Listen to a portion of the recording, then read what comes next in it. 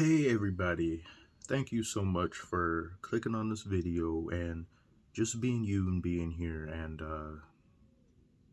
I'm just going to get into it automatically and explain some things I've been meaning to talk about for quite some time, but I've neglected to do so for A, B, C, D, and all that. During the month of April in 2020, I lost my mother to a blood clot that had formed after she had fallen down the stairs a month previous. She had a pulmonary embolism. Anyone with slightest bit of medical knowledge or just a common understanding of what a pulmonary embolism is, or if you've known someone or a loved one who has suffered from it, your life can be in jeopardy and you not really even know it exactly. And that's what had happened to her. She had passed away in my arms, so I tried to lift her off the bathroom floor in front of my little brother and my grandmother. We couldn't take her to the doctor for it. I suggested that she had do that before, but the onset of COVID had happened, and it was the worst time for somebody to get sick with anything and want to go to the hospital or doctor because they just weren't taking people, and the hospitals were overrun with this and that. And it'll haunt me for the rest of my life, which I continue to blame myself for to this day, because I didn't call 911 when I immediately opened the door and I saw her laying there struggling. They left her body there for hours. I couldn't face it. I was downstairs crying. I couldn't stomach the thought of reality taking place up here. The last time I got to see her was when they carried her from downstairs in a body bag, and I saw her face one last time and I rubbed her head, and so the last image that I have of my mother is in a body bag. Couldn't have a funeral for her because of COVID once again. The funeral home, who was charged for taking care of people, of course, when they pass away, they lost her body. The morgue as well lost her body. They just didn't know where she was, so I didn't know where my mother's body was. So eventually they did end up finding her body. That was about almost $4,000 to cremate her that I had to pay. You would think after putting us through all of that, they would cover most of the cost or something themselves, but you know, money is all that is important in this world. So after that, I had a brief few months that I had the luxury of not having to go to work. I got paid to stay at home because I was a banker as well as my mother. She was one of the top bankers in the state of Michigan. And once again, just a brilliant luxury and privilege that we didn't have to work, and there was an option to do that because we were essential workers. We're handling people's money, something that people need to survive and live, especially through a pandemic. We were more than fine financially, thanks to her life insurance, as well as me working, my grandmother's Social Security, and my brother was getting paid by Social Security because of you lose your parents or you lose one of them or something. Social Security pays. His father, who we have no relationship, came out of nowhere, demanded to take him, wanted to do so by force. Grandmother got scared. We got a lawyer, lawyered up, and went through that whole process, lawyer fees in court. $30,000 plus just to lose because he's the father and we don't count as people as per the court. And on top of that, he gets the money that was given to us for Social Security per month that was entitled to little brother. When in actuality, my little brother still stays with us, so he basically gets to pocket the money for doing nothing while we take care of his food, his clothing.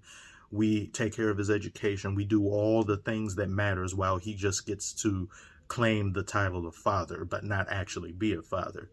And while this was going on, we had a case that I was trying to pursue for wrongful death or negligence on my mother's behalf, because I'm sure that anybody, if you're going about your life and one day one of your loved ones just suddenly falls to the ground and dies, you're going to wonder what the hell just happened, especially when they take care of themselves and go to the doctor. And they went to the doctor multiple times, and you're going to question the doctor, did they do a thorough job? But we were told because she has pre-existing conditions, she is not entitled to get a claim, and we were basically told to just be on your way. It's over. You're not getting anything. We had some family members that we had gotten in touch with again. I'm sure a lot of families all over the place had reconciled any differences they may have had and just wanted to feel closer in a very tumultuous time for humanity in general. Unfortunately, multiple of them passed away, many of whom I had a connection with, or it was some years since I last talked to them, but renewed ties had been established. And once they come into my life, they disappeared. So now all I literally have is my grandmother and my little brother. I don't know where my father is. I haven't talked to him over a year and a half. Could be dead. I don't know. It wouldn't matter at this point. I don't have any ill will towards him if he is fine. It's just he's not around. And he shouldn't be expected to have to take care of somebody who is well into their 20s and shouldn't be looking to their father at this point. It's like, well, your job is finished. I have to try to figure it out and this whatever. Around this time, grandmother then got sick dealing with everything that she's been dealing with. She was hospitalized for multiple weeks. I had to take care of my little brother by myself, essentially. And I had to hide it from his father because if his father found out, he would want to just take him permanently and use grandmother being sick as an excuse. And around this time, I started to develop seizures from not sleeping for days on end. And I started having manic episodes, which I also had to go to the hospital for because I'll hurt myself sometimes unintentionally. And after this point, I had begun to unravel and crack. And I attempted to kill myself 2 different times, and it didn't work, of course. And after a certain point, you just say, I want some relief. I want something good to happen. I need something good to happen. I need just a break from constant pain, constant bad luck. And I'm not getting that. So I had already made a resolution to myself that I wouldn't try to do anything to myself again, but some days I want to, some other days I don't. I have a responsibility to my little brother, and I know that's something that my mother wouldn't want, but when you're suffering in silence, sometimes the words of others can seldom get to you. And slew of other things. It's just one long sob story. It continues to afflict me. Money is beginning to run out. Life insurance and everything has been eaten up by lawyer fees, court cases, medical expenses, as well as some freak accidents. And after a certain point, you just look around and like, oh, wow, we don't really have any money left. We're not going to be able to live here any longer. I don't own this house. It's still in my mother's name. Probate takes months and is extremely expensive, and it's not going to get completed by the time stuff runs out. But at least I had the privilege of making this channel, getting up to a certain number, thousand of people that I can talk to daily, interact with, and it's been a joy to commune with each and every single one of you.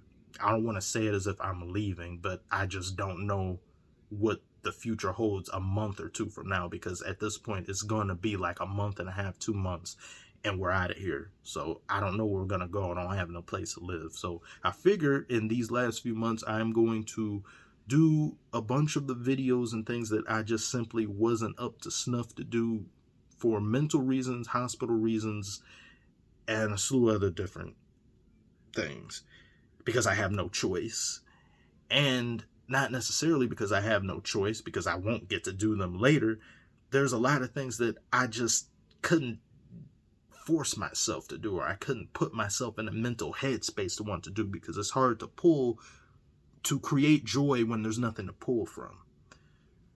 But my joy and my purpose, other than to my little brother and my grandmother, is to all of you.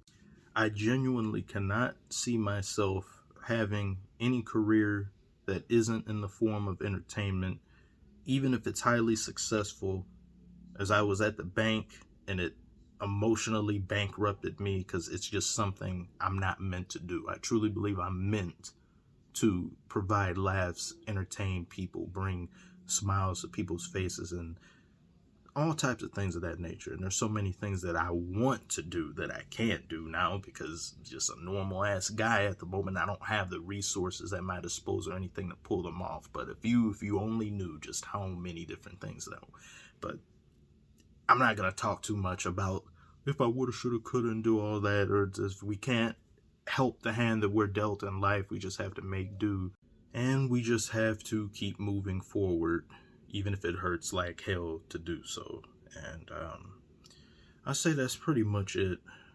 Don't really feel too sorry. I mean, I know I'm just a guy on YouTube. I make some things that you like sometimes digitally, and you do that. You be like that, but all I say, the only favor really I could ask of you if you're watching this is just share my videos and things. Look at my skits that I've done. Skits I've improved drastically and things like, I have a whole playlist full of them. My anime viewers, look at my anime playlist. I'm going to fix up the playlists properly because some of them are like out of order. I don't have topics on every little thing in a clean cut thing, so I'm going to get that taken care of for the days as I'm uploading and things. And just share them with your friends, get the word out, be like, hey, take a look at this, take a look at that and stuff. I apologize for some of my audio issues. It's just something else that I haven't been able to I'll try to get that fixed and release the best quality videos that I can while I still can. The skits, everything as well. So yeah, just tell your friends, just spread the word of the channel, link it to some people.